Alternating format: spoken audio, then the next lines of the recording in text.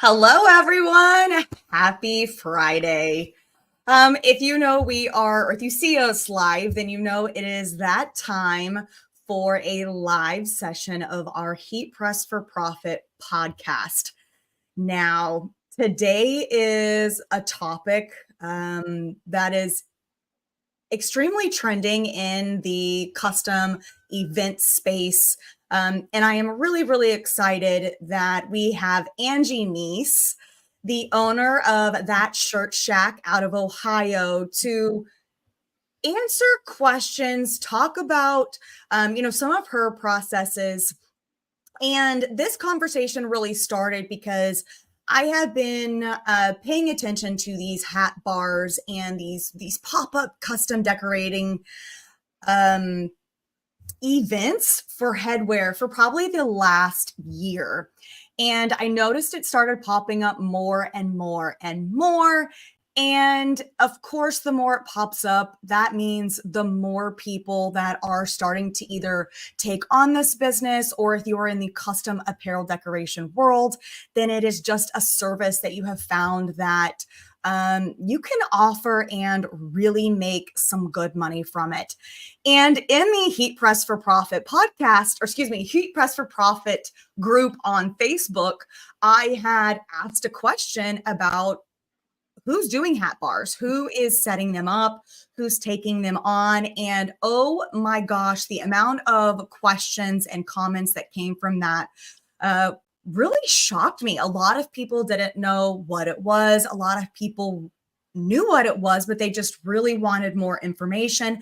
And there was a good chunk of people that had started doing this, but maybe only a little bit, right? Only a couple of months. And so Angie had messaged that she had been doing offering hat bars or popping up for about 9 months. And I thought she would be one of the perfect people to really just answer questions. And you guys know that, especially when we go live, questions are always welcome. This is definitely a podcast based on community. And this isn't something that I have set up and done, but I am paying very, very close attention to what people are doing, what they're offering, the patches, the equipment, and of course, all the accessories and where they're popping up at. And Angie is doing it just a little bit different. She is popping up at the shows versus offering parties, but we are going to dive in and I'm so excited. So first off, thank you so much for taking time out of your day to tune in live as we go through this discussion and this topic. And of course, if you're catching the replay, whether it is video or you are streaming this on wherever you listen to your podcast, thanks so much for tuning in to the Heat Press for Profit podcast. So, Angie, thank you. Thank you for taking time out of your Friday to be here. Tell us a little bit about who Angie is and what That Shirt Shack has to offer. Okay, so I am a mom. First and foremost, I have a 21-year-old and a 14-year-old. And this whole shirt shack started because I couldn't find clothing that fit my daughter that I felt comfortable with her wearing to school. Everything was crop this and V cut that. And it just wasn't, kind of where I wanted our family to be. So I started making shirts on my Cricut, and then that quickly moved to sublimation. And then last year I attended Impressions Expo in Atlantic City. I met Kelly and the whole Stalls team. And then from there we invested in professional equipment. And then we started, so last year I bought my hat press, didn't really know what to do with it. Wasn't really running a bunch of hats. Had bought one run of the patches, the leather patches from Stalls. And really, it was so easy. It was so simple. So last year, what we did is we just ran, everything was pressed at home. And then we took everything to the shows, where this year, with the hat bar, at the end of last year, we started pivoting a little bit and moving more toward pressing on site. It was a better business model for me, because I didn't have to guess what everyone wanted. And then I took my hat press to an event. I was like, we'll just take the hat press to the event, see what happens. We were just seeing what happened with the patches that I had. I think I had 3 in stock at that time, and people were just mixing and matching. Hey, can I have this patch on this? Can I have it on this side? Can we do it? And they were kind of just curating their own hats. And then I started, experimenting around with the hat patches. And now we're taking we're pressing t-shirts on site. We're taking all the blanks with us, all the screen print transfers with us, the hats, the patches. So we are just loading up all the blanks and then loading up all the transfers, and that's where we're going with them.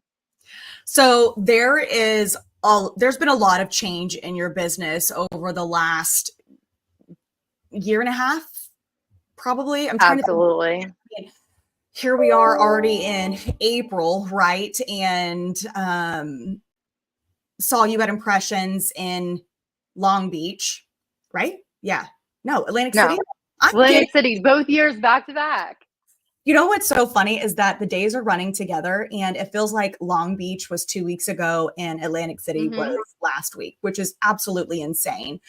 But so when we first met, from you using and utilizing your Cricut to investing into really professional equipment, to this year and everything that you've kind of adjusted with hats and headwear over the last 9 months, you have taken a lot of different steps to get where you are today. And I think it's quite interesting because for some, that might be 5 years, it might be 6 years.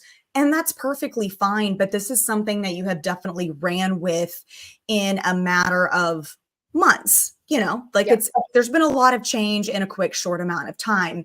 And, with hat bars, and for those of you that are tuning in that don't really know what the heck is a hat bar, what does she mean by hat bar, a custom hat bar? I feel like there's a couple of other terms and names for them as well. Angie, do you know any off the top of your head? For some reason, hat bar is stuck in mine. We call them hat bars here. And what this is taking a couple of different styles of hats. It could be a dad hat. It could be a trucker hat. I haven't seen too many structured, but it's really just taking that foamy trucker hat and letting people pick out the hat color. And then they get to pick out an assortment of patches that you put on. And we've been showing this trend for, like I said, a year now. And for those of you that are live, this is an example of what you can do. And Angie has some other samples, but it's taking a variety of different textures, different thicknesses, different dimensions, and then just layering them all over the hat to where it just makes your heart happy. And the cool thing about this is there are so many different ways to offer this service. And so we are going to talk a little bit about that. And what Angie has really capitalized on is narrowing down what works for her. So instead of prepping them ahead of time, there is really this whole entire experience that warrants a higher profit, or not a higher profit, but a higher product. And then it also gives you the ability to not have to sit on pre-decorated goods hoping somebody buys it. So Angie, right now, with starting the headwear and assortment, how many pieces did you say roughly start out with when you did your first versus where you were at today? I did 25 for my first event. I only took 25 blanks with me. Okay. And that was it. I did take my t-shirts with me as well, so it kind of filled in a little bit. I had some that I already had pre-decorated that were left over from previous vendor shows that they could add to them. So they had screen print transfers on the front of them. And then I just kind of took the patches, and if they wanted to decorate the ones I already had done or just create a whole new custom hat, they could do that as well. So you started off with pre-decorated and then building on to that. Is that correct? Mm-hmm. Okay. Yes. And then now have you adjusted to where they are completely blank and it is 100% customization? Yes. I have moved toward complete customization just because I can never pinpoint what color hat, what transfer, what patches. It's just too hard to do those the events where I have stuff pre-made. So we start with a screen print transfer. That's normally like our center image. And then they kind of pick which one they want. They can choose from we have glitter DTF now that we just got in, and then regular DTF and then screen print is typically what we're using on the hats.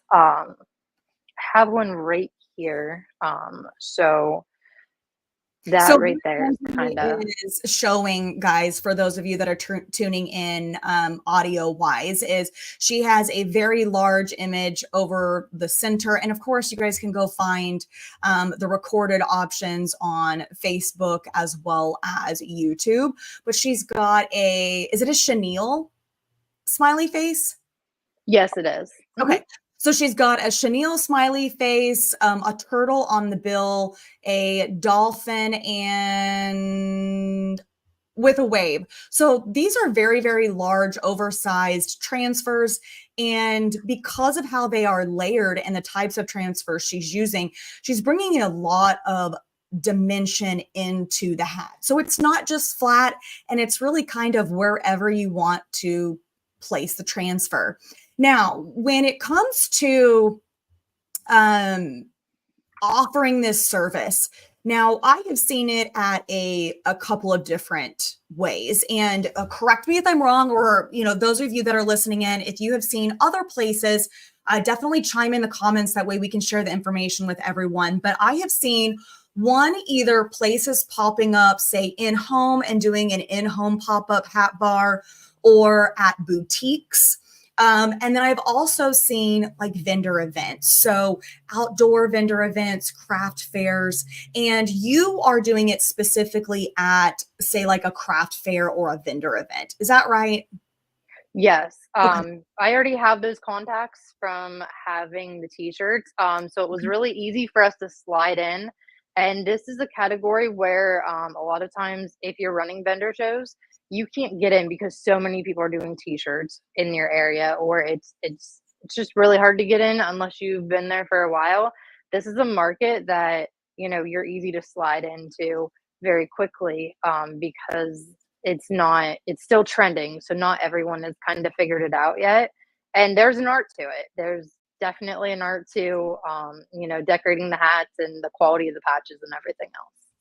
That is a great point. For those of you that are already doing custom decoration, so maybe you're doing apparel and accessories, maybe you already have a hat press, but this isn't a service that you're offering, which events aren't for everyone, and that is perfectly okay. So if you are hearing this and you're like, hey, it would be great to do an open house, right? And you have a brick and mortar and you want to bring people in to see what services you offer, that's a great way to attract people. But if you are wanting to get into events and customization, those experiences, there are so many different ways to do this, from setting up at even schools or corporate functions, to where maybe it's a give back or a celebration, and people could kind of create their own hats, whether it is for a specific theme or even think corporate, think outside of the box versus just really fun and trendy.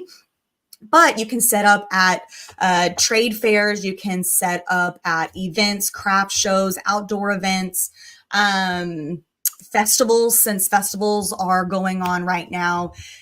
So much opportunity. Now, when it comes to pricing, this is where I am seeing a lot of variety, which I think is great, because sometimes when we start to see people, oh, so-and-so is now doing what I'm doing, or there's more people that are doing this exact same service, how can I be different? And I think there's a couple of things. One is quality. Your name is going to be tied to the products that you offer. So if you are taking custom orders and you are looking to also grow your custom business versus just your one-offs, keep that in mind, because whatever people take can still be branded with your business. But you also want to make sure that you're providing a quality product. And yes, quality can come with cost. So of course, that higher cost may not be for everybody, but it can be very, very important to people that are paying a pretty penny for a custom piece, that they also want it to last. What exactly is your process, Angie, when it comes to pricing? Do you have packages that people can kind of pick out, like level 1, 2, 3? I'm curious to really hear how you are structuring this and what you have also tried.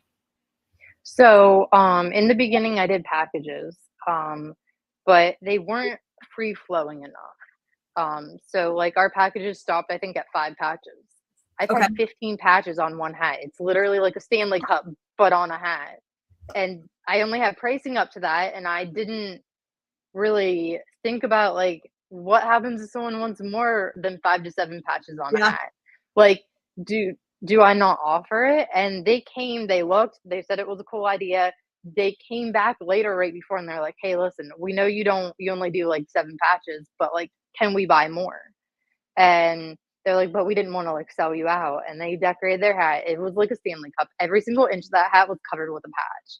They were overlapping. I'm just like, I don't even know if I can do this. Like, I'm like, they may not stick right, and if they don't, call me because I will fix it. But like, I Heads don't know. up. We were layering. We had 3 patches on top of each other. Like it was a layered hat. That is So so crazy.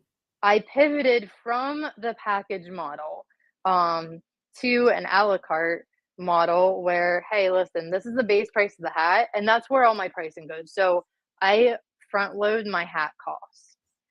So I can offer my patches a little bit cheaper. So I know regardless of what patches they're picking, um, I'm gonna make money off of this.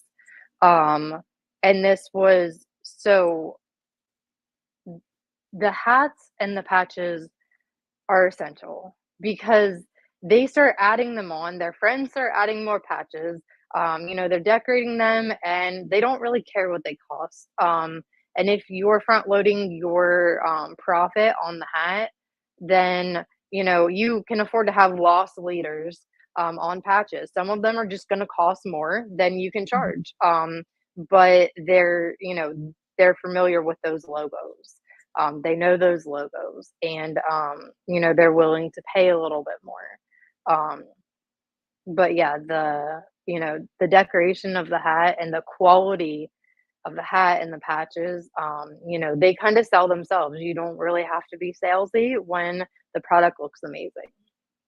And I think the versatility that you can create, right? If you're not um one that likes a lot going on, then you don't have to do that. You Hmm. don't have to choose random colors. You don't have to choose random shapes. You could do two and be perfectly content. We have done some activations, decorating headwear, and it's interesting how many people were just so excited that they could pick out one patch that they loved and the hat, and Hmm. that's what made their heart happy. And then there's some people that are like, let's do this. And it's Yes. just fun to see the personalities really come out with what people choose in terms of patches. And the cool thing is there's just so much that you can really do. So something that could be themed to a location or a destination. Something could be themed towards a trending event. I know, of course, when the Super Bowl was going on, I saw several pop-up hat bars start to happen, and decorating in red and gold for Chiefs. And it didn't even have to say Chiefs or football, but people just wanted those colors. And then, instead of having it tied to a specific sport, the colors are relating to, whatever the event. Now, we did have a question from Sarah. She said, hello, how many different patches do you normally offer? Great question. So I buy patches in two different varieties. I buy bulk packs of a single patch that I know, like Bro. That patch, I know I sell a lot of those, so I just go ahead and get those in bulk. But then the rest of them, I'll order just like a random pack of patches, and I don't really necessarily know what comes in them. I'll get like a beach theme patch, or I'll get a sports theme patch, or like a rock and roll themed, bunch of patches, and they're just kind of whatever you get, you get. Huh. But it's always great to have the surprise of like they always have something different in them. That's and I know we talked a little bit about the types of patches, right? So from direct to film to embroidered to chenille glitter. There's just really so many that you can offer. And I think one thing to keep in mind is not just the amount of different patches, but also sizing, right? If everything is large, then that's going to be a little bit harder to stack in and really create that height or that collage style. So I've seen some people offer 10 patches. I've seen some people offer 20. There is now a trend to do a chain across the bottom portion of the panel. I don't know what to call that. Is that the panel? Considering the panel, Yeah, the panel. Yeah, right above the bill, and that's a whole other layer. So if you are adding in patches, you want to make sure that any other accessories aren't covering up, the patches. And I guess at the end of the day, that's in the eye of the beholder, right? If your customer is picking that out on top of everything else, they're just buying your product so you can help guide them. But if they love it and they love it, then that's really all that matters. Sarah, I have also seen people kind of do like a core set. So a specific brand may always have the lightning bolt, the plaid heart, or the checkered heart, the kiss lips. There's been a couple of others, stars, just kind of simple ones on those. And then depending on the vent, they may do a couple of custom or kind of change it. So if you know there's going to be a younger demographic, then you can kind of cater your patches to them. And Angie, have you seen a trend where, and specifically women, because I do feel like this is definitely kind of a woman focused type of trend right now, but have you noticed that, say, younger, maybe high school 20s, they want a larger assortment where maybe an older generation, 30s, 40s, 50s, and I am in that older generation, really kind of want a little bit more simple, but still variety? Yeah, I think, and I'm in that older category as well now. So I think we curate our hats to match and be a cohesive product. Whereas like my 14-year-old wants nothing cohesive. We're doing like bright purple and we're doing black, and it's a mess. And I'm looking at it and I'm like, all right, it's your creation. We're gonna Sure. roll with it. But and then like when she wears it out, she gets compliments and all these kids are like, oh my gosh, that's so cool. And I'm sitting there going, that looks like a hot mess. That's what I told her. I said, it's a hot mess. But That's my 9-year-old. So yes, I can understand completely. Are you there? yes, I think I lost you for a second here. So while we are waiting to see, just to make sure, Angie, I can see you. I don't know if you can hear me, but Paul did have a question. And Paul, I have a question for you. Can you elaborate a little on how the multiple patch order works? So I can take this question in a couple of different routes. Are you saying how a customer would come to you and have the multiple patch order, or are you saying how are you ordering the patches for yourself to then take to an event and apply? I'm reading that in a couple of different ways, and then we can kind of dive a little bit deeper on how to explain that. So those of you that are kind of considering, well, how many patches? What events do I do? I think one of the best things that you can do to start is find an event that kind of speaks to you. If you are going to be at a very trendy, event pop up and you really aren't sure what to take to that, that may not be the place for you, or just ask around. If you're doing, say, a spring fling event and you are going to have a wide demographic, get on Pinterest, search Hat Bar. There are also a ton of Facebook groups now that have a focus on Hat Bar information, and people share their tips and their tricks and what they offer. And you will find people that have, kind of started at the very beginning of the trend, and people that are getting into the trend and asking questions.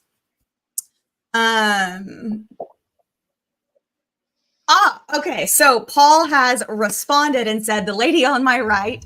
So that would be Angie. She mentioned getting an order with multiple patch options, and she never knows what's coming in the package. So that would be more like an assortment, right, Angie, of what you've ordered. Yes. So it could be, say, a beach themed assortment, and she's just getting a variety. Maybe every patch is going to be different. Maybe you have 2 of this, 3 of that, 1 of this. It's kind of like getting a sticker pack from Amazon or anybody that makes stickers that says, hey, I'm selling, a bulk sticker pack. You don't really know truly the designs that you're getting, but sometimes that can be the most fun part of this experience. And then taking those patches, if you only have 1 and it's used and you don't think it's ever going to really pertain to you again, guess what? You used it, it's gone. You can knock it out of your inventory. So there are a lot of people that I have seen, they take like 3 styles of hats, 3 colors. And then I recently saw a picture where somebody had about 10 different styles of trucker hats. What do you recommend from experience, Angie, in terms of, do you see a trend with people liking neon? Because they're going really crazy with colors, do they tend to go to a more basic color in headwear? We have 2 groups of people. We have the bright ones and the non-bright ones. So our grays and our blacks always sell great. Those are the ones that the men are more apt to pick up and decorate with some, 1, 2 patches. They're happy with those. But the ladies are definitely reaching for those neon colors. Okay. They're bright, they're trending, they're all over the place. And that neon, it's coming back this year. This is the year for neon. So yeah, I do see, more people gravitating toward the brighter colors, definitely. So there you go, guys. For somebody that's done, you said I think you told me 13 events thus far. Yep. She has gone through the trial and error. She's paying attention to what is moving.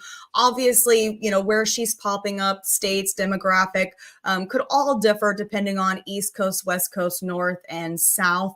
I'm smack dab in the middle of Kansas City, and I have seen a variety as well. However, I have also noticed more people doing like a standard white panel with black mesh. I've noticed that kind of being a little bit more popular, but then that's because it kind of works with just about any patch that's out there. The other thing I will say is pricing. So let's talk a little bit about pricing. You started with packages. You also started with already having kind of like a staple transfer on the hat, and then you can build around that. What I have noticed is here it seems to be pretty popular with the package. So you get your hat, and then you get to choose 2 patches or 3 patches or 4 patches, and each level is going to be a different cost. And then after that, each patch is priced depending on size, not by the type of patch, but by size. So the larger, the more expensive. Obviously, the smaller, the more affordable. So that means if you had embroidery and chenille, and say that chenille was smaller than the embroidered, but the chenille cost more. That's something that you need to take into consideration as you are developing your pricing, what makes the most sense. You have to play around and see if kind of doing an average for those small patches, what do you come out to, and then what makes the most sense. I've seen $3 for a small patch, and I've seen $5 for a large patch on top of these packages. So people are easily creating $45 to $70 hats simply because of the patches that they are choosing. So if you are paying attention to this and you're going, there is no way my customers would buy a $45 to $70 hat, you have to take yourself out of custom branded decoration for orders. This is a one-of-a-kind experience, so people know that it's already going to warrant a higher cost. So when it comes to packages, this is something that you just have to play with to see what is best, for your area, for that event. Who's attending? What city are you popping up in? And play with it. And you know what? Be able to flip at the beginning. If you've got people that aren't biting because you're trying it one way, switch it the next day, or the later part of the day, and see if you noticed any type of trends. It's okay to be able to play around with something, and you can always run a promo for 2 hours and see if that type of package maybe caters to those that are there as well. Angie, do you do the small, medium, large style patch pricing? I know you had said that because of that one time, that 15 patch hat, you didn't really have a way to do that. What did you find was best? Are you finding the, average of each patch, or are you really just going, you know what, this is what I feel this could sell at? So I do my pricing structure is a little bit different. It is a la carte.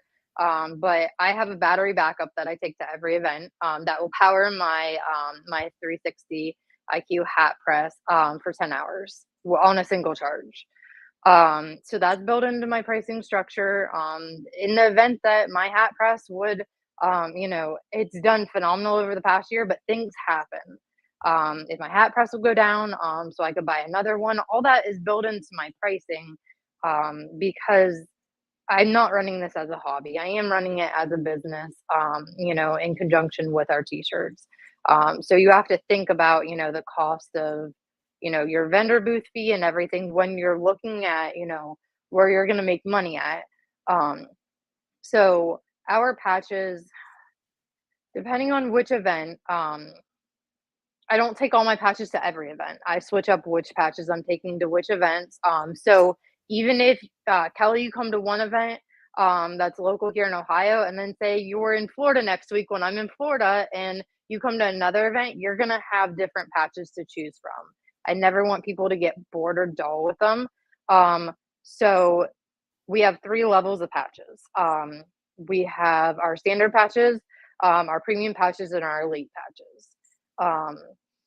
So our standard patches are going to be like the small smiley faces. They're going to pretty much be anything that's less than 2 inches. And there's a whole variety to those, or ones that I think aren't going to sell, or I just want to get rid of. I'll throw them in that category too. If I'm not a fan of the patch, I'm just like, okay, let's get it out of our inventory. Let's sell it super cheap. Our DTF transfers and our screen print transfers, those are at our $3 margin there. And then anything extra large patches, anything that has, something that's recognizable on it, those patches are the more detailed ones. Those are, the ones that we're going to charge our premium rate with. So it goes anywhere from like $3 a patch up to, I think our top patch right now is $7.50.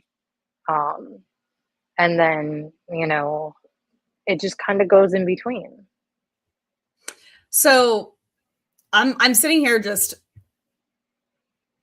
smiling because it cracks me up how sometimes we can underestimate the value of our business, right? It's normal to go, well, I don't think somebody would pay for that, or I don't think this is going to do as well as what I think, or you underestimate the people that come to events. And you said $3 for a screen printed transfer, which is going to be what size again? Did you say like a 2x2? Yeah, so the tallest that we make ours is about 2.5 inches tall. Okay. Because to fit on the hat press, I don't want to be too close to any cold zones on the hat press. So we do 2.5 inches tall by sometimes 3 wide, but Okay. you want a smaller image on there. You don't want they're not t-shirts. You don't want to go clear across because then that's less decorating space and that's going to cut into your profit because if there's not, you want more of a blank canvas around the main image so you can, upsell more patches to them. So I want to get that yellow hat because I think putting it into perspective of really the profit potential on this trend is magnificent. So whatever I did with that, I threw it down. So let me just give you an idea. This is 2 screen printed transfers. So we got creative in Atlantic City at our hat bar. So this is 2. Maybe it could just be 1, but for now this is 2 screen printed transfers. This is an embroidered patch, and I think it's about 2 inches maybe. We've got 2 patches down here. These are 2 individual patches. This is an individual patch, which is maybe about 1.5 inches. Then we've got this one that is I think it's a 2-inch. And then we've got this little guy that's probably about 1 by 1.5. Okay, so we've got 1, 2, 3, 4, 5, 6, 7, 8 different patches on this hat. So if you just listen to the pricing that Angie gets, offers, requests, sells for, I mean, just do the math right there in terms of really what the potential of that hat cost would be. And you know what? Nobody else has that hat besides me. So we've got some questions, Angie. Let's go through them really fast. I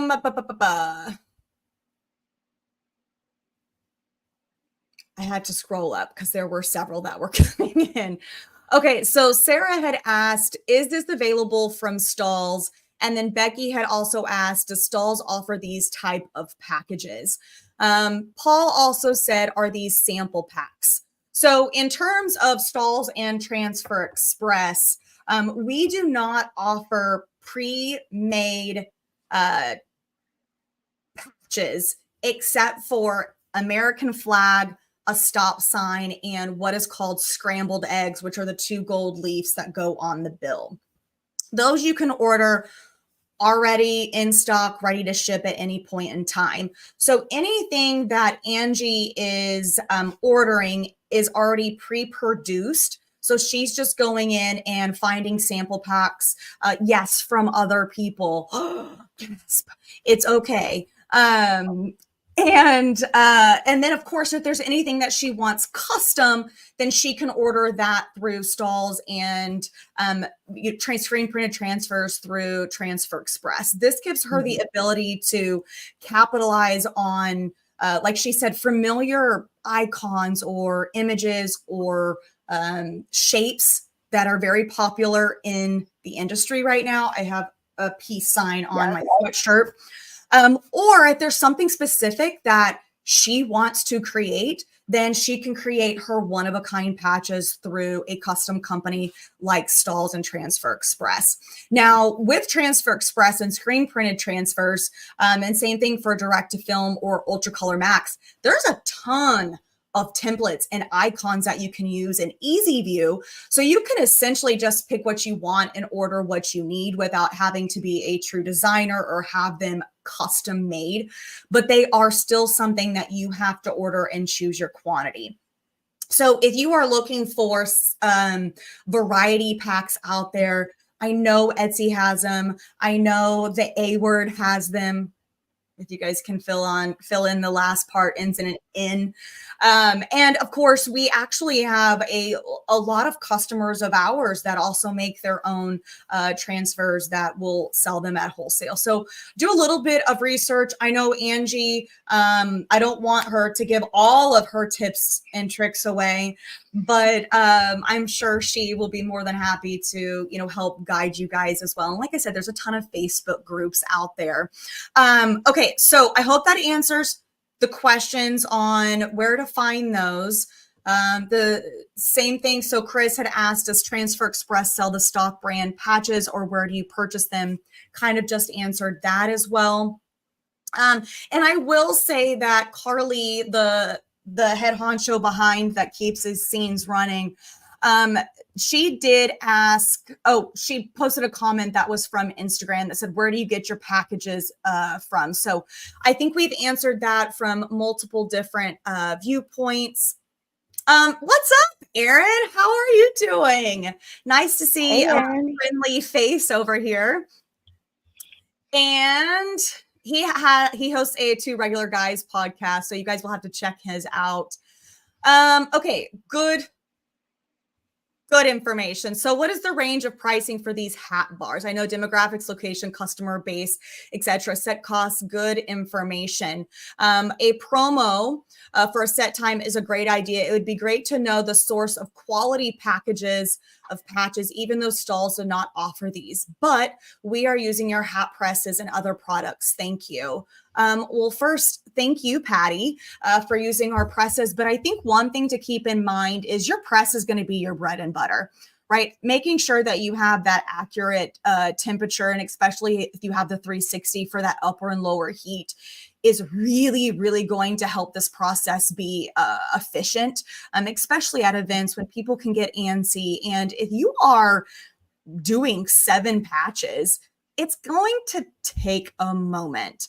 And if they are layered, it's going to take a little bit longer. So I did see a question that said, let me find it. What's your priority of application? What's first? What's last? I'm going to give my 2 cents, and then I'm going to let you give your 2 cents, Angie, because you do this not all day, every day, but this is your jam. From my experience, the thinner to the thicker.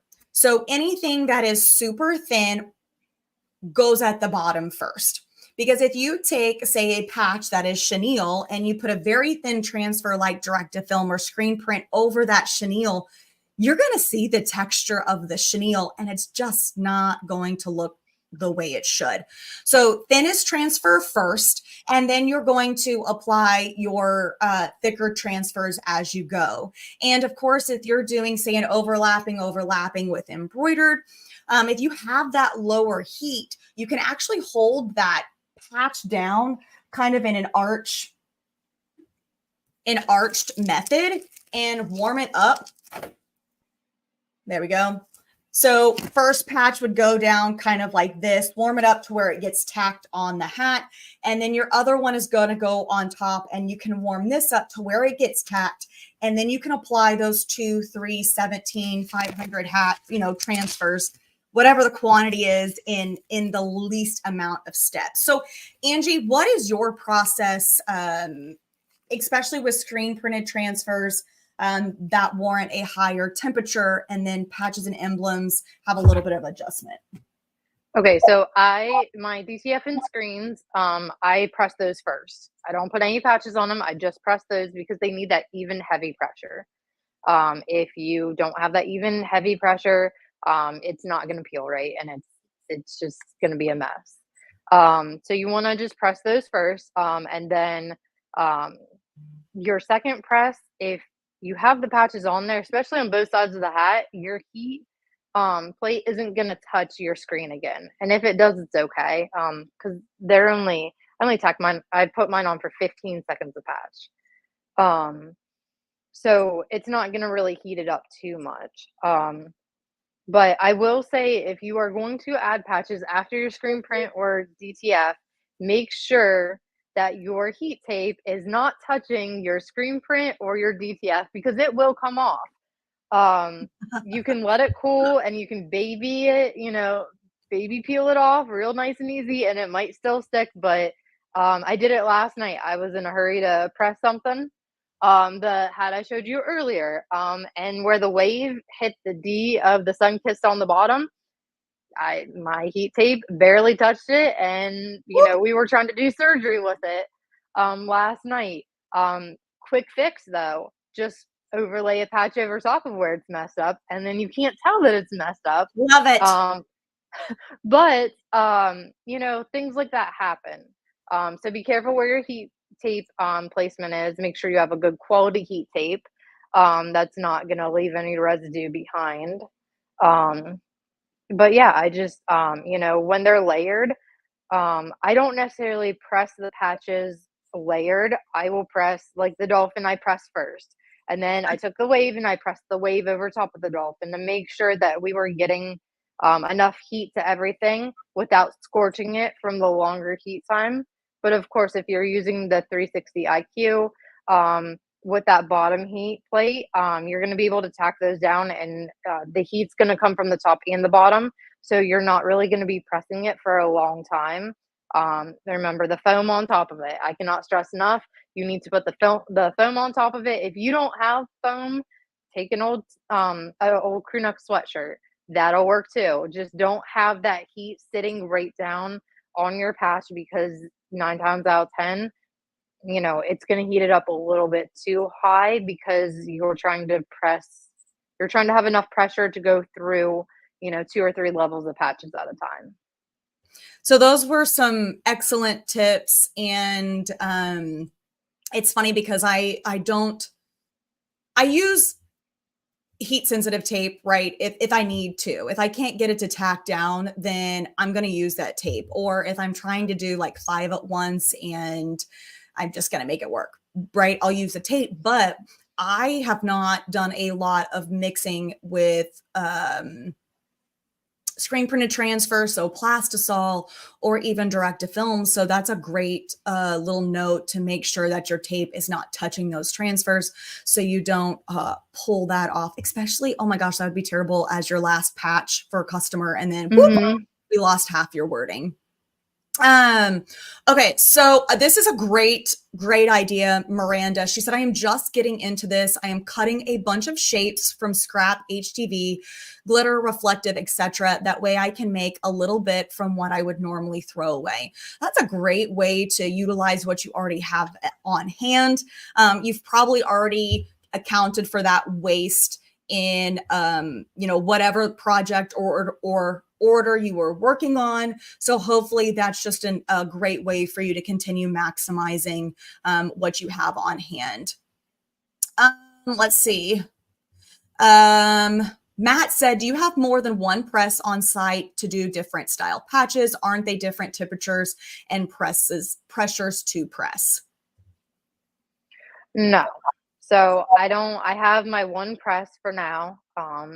Looking at expanding probably mid-year and having 2 hat presses. But if you have the 360 IQ, which I cannot stress enough, is the best product. That's the most versatile product that we have in our entire print shop. If you have it, there's just a knob on the top. I just do like half a turn to 3/4 turn in one direction, half turn 3/4 turn in the other direction, and it's really simple to use. So it's just one of those things that I just have in the workflow. That's almost an automatic thing at this point. Is after the screen's done, we're just gonna turn it and it'll be just right for the patch. So there is a lot of we I don't know the word I'm wanting. Highlight, focus, stress, the time, temperature, and pressure category when it comes to really being able to provide quality products. So when it comes to something like this, all of our patches are upper and lower heat, as well as just upper heat approved for most of them are 20 to 30 seconds. Some can range for 30 to 40 seconds, but it's 280 top, 320 bottom. And when you are getting into something like screen printed transfers, that yes, it does warrant a higher temperature, typically no temperature on the bottom. If you find something that works in this environment, run with it. Because at the end of the day, you're not going to turn around and wash those hats, right? The idea is to make sure it's on there well, and that those thicker patches are really secured appropriately, because nothing is going to be worse than having a patch flap around. And I can tell you, I have seen so many patches that have a gap that are not actually applied to a hat, and it drives me crazy. But you know what? It's not my hat. It's not my problem. And if they are fine with it, then so be it. But just make sure whatever product you are providing for your customers, it's something that you feel comfortable and confident with as well. Because where we stress quality, there are going to be people out there that are just slapping them on there, and they think just warming up that adhesive and it's adhered, it's going to be permanent. So just play around a little bit with what works. Maybe it's one of those things where you don't like messing with screen printed transfers at events, but vinyl works perfect for you. You can still use heat transfer vinyl. You can still use direct to film. Sublimation might be another one that you could potentially do, just because it is a high heat. But you can get creative and really kind of just go through the experience on what you actually manually like to mess with. Dana, does the item need to be digitized, or do I just send my image? As long as it's vectored, you are good to go. If you are utilizing Easy View on both Stalls or Transfer Express, all of those templates and images are already ready to be good to use. Doug said, we call it Build a Cap. We do this for a couple of nonprofits, so it's a PR stunt for us. And I think that's fantastic, because what a way to really show what you're capable of. You can either get super creative, or you can keep it as minimal as possible. The hat bar is really open to interpretation, to where it's the customization of just one logo, or whether or not you want to be uber trendy and do the all over patch look. And yes, Doug, this is Ultra Color Max on my shirt. Let's see. Okay, Angie, we're almost done. Hold on for just a couple more seconds. This has been a very, very popular topic. So for those of you that have been tuning in from the beginning, we really appreciate you staying here for the conversation. The last question I wanted to ask was, because you just told me about this one and you mentioned it. This is from CD Ben on Instagram. What is the battery pack, if you don't mind me asking? First of all, I don't mind anyone asking, and my inbox is open. So if we have questions after this, you can inbox me and I'll do my best to answer my side of it. The transfer side, Kelly is phenomenal with all that stuff. So I have EcoFlow Max, and I bought the extra battery with it. It's actually a portable whole home generator. But it's all battery. It's heavy. It is heavy. But that's I got it on the A word. That's where I bought it at. This is cracking me I think roughly cost wise, I think it was right around 2K. So they're not cheap. And I'm running the 360 IQ hat press from Stalls.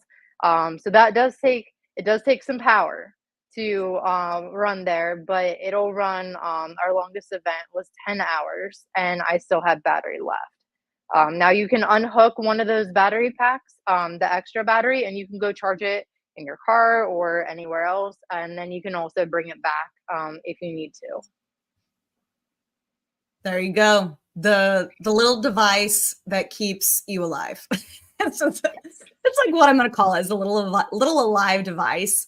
Hopefully that helps those of you that are trying to figure out, whether or not you're purchasing. Do you also purchase electrical at events, or is that what you're using then? I will always purchase electrical at the events. I'm like 125 pounds, and these the battery packs are like 50 some pounds a piece. So I am not invest in a Lowe's cart, one of those foldable wagon things. Invest in one of those. There you Definitely. But I will say, for the as heavy as those they can be, you're not transporting a bunch of stuff to these events. You're taking a few tables, a tablecloth. Everything that I have fits in two of the I call them the bumblebee totes, the black and yellow totes that you get from Lowe's. Everything fits in two of those, compared to me loading up, my entire car with t-shirts and transfers and my giant 16 by 20 auto clam. These events are so much easier. They're so much more lightweight. You don't have to bring a bunch of things to it, and the setup can be pretty intricate. So, but definitely the battery pack. The battery, because not everywhere. So you can start out without the battery pack, and that's perfectly fine. That's what we did. We purchased electric in the beginning, but then there were a series of events that were out in the middle of a field at a sunflower festival, and they didn't have electric, so we couldn't go to those events. So that was one thing, and I just bought the battery pack not super long ago. So being able to capitalize on the market, you have to have versatility. You have to be able to kind of bend with the market. And now we're able to do that, and we're not turning shows down, opposed to last year where I had to turn a few shows down because I hadn't figured out the electrical components of everything. And now you can pretty much say yes to 99.9% of all events. Yeah. And that's what I'm going down to Florida and leaving on Sunday. We're taking the batteries, the hat press, and my two totes with me. Drop ship down there if I run out of product. But it's, you just load it up and go. I don't have to worry about, do you have electric? Am I paying the $100 extra for electric? When I crunch the numbers, within 3 months, the battery pack's going to pay for itself in what I would pay for electric, and hoping and praying that it wasn't a string electric line where like it was me and 4 other vendors on this very skinny, extension cord that's not rated for that. You got to be, not everyone understands how much power these heat presses take.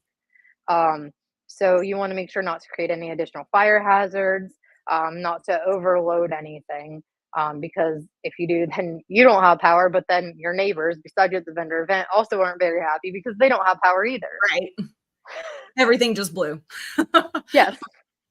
Okay, we're only going to answer a couple more questions, but like Angie said, you can definitely reach out to her. She is also in the Heat Press for Profit group on Facebook, guys. So head over there, ask the questions. There's also other people doing, offering this type of service. So she can answer. You can get some other ideas as well. And then you can have, a bowl of different things that have worked for people and really help develop what has worked for you. Because remember, what Angie has created is things that she has gone through the trial and the error and the process of it, and it's working for her. So just take all of the information that she said, and then also make sure you are kind of going through the experience yourself.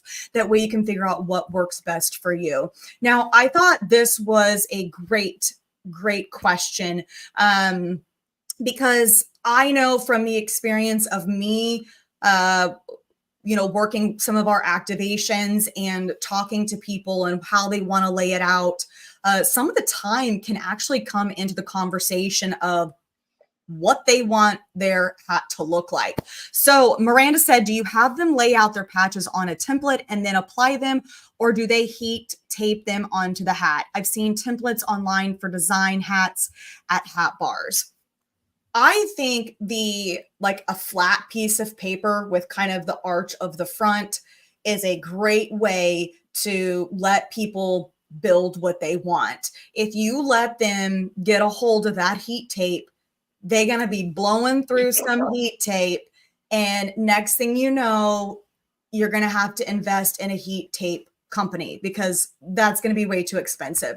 So the more you can have them do the prep work up at the front to figure out what they want, the better it's going to be when it actually comes to the person doing the application. Because if it takes 3-5 minutes for application, and then you spent 3 to 5 minutes with a customer trying to map out what they want, yes, it's only 10 minutes for, say, a $40 to $70 hat.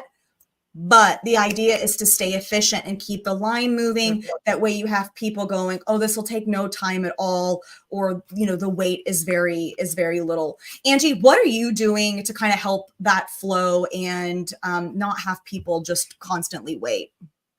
Okay. So when I first started out, I had masking tape that they could tape, do the circle masking tape on the back of the patch. And then they could just tape it, because masking tape is super cheap. Yep. So they could just tape it to a paper template. But now that we're working with the X tool, we're able to just make we use a lightweight wood and we just engrave on it. Has our logo on it. We tell them, hey, snap a picture and tag us on Instagram. So we've created an experience where they have our logo pretty much in everything from the time they walk into our booth to the time that they leave. So that the pieces of paper are nice, but they are very flimsy, and the patches can fall off of them. So, a wood design, definitely, it's easier to just, here, this is what I want. And then the patches don't really fall or, really go anywhere. Great. There you go. Solution. I love it. I'm so solution oriented. So, if paper is annoying to you, then get some templates, and then people can have a little bit more durability when it comes to laying them out and then actually getting them on to the press. Okay, the last question we are going to answer, and I will do my best to try to pop into some of these, is Becky had asked how you display your patches, and follow up to that is also in regards to how they are picking them out. I have seen people display them vertically, kind of on like a sticker assortment, whether it is a rotation or spins. I've seen people go and get organization containers that you can get at Hobby Lobby or Michael's. And then that's how they kind of do the sizing per the space. So if you have one that's a little bit smaller, like a bead container, that would be your small, and then those patches fit in there. What about you, Angie? So I'm very much, I guess, with the idea of you start here and then you upgrade later. So when I started, I literally went to Dollar Tree and Love I it. clear containers, and I just bought a whole bunch of them. And then I found a clear, I think it was at Joann's. I had a coupon for Joann's, a 50% off coupon. So I bought a 3-tier display thing. It was in the bridal section. It was clear. And then, there's 3 tiers to stack it on. I put it on top of a crate that I already had laying around the house, like one of those wooden crates. And I cannot stress enough, when I buy displays, I will go to Joann's with the coupon every other day if I have to, just because, it's easy and you can see it. I've ordered stuff off, the A word. I ordered stuff off there. But I I never know what quality it is, and I wanna see how sturdy things are because when the wind comes, and you don't want something super lightweight, or you wanna figure out how to weight it down so not everything's blowing away.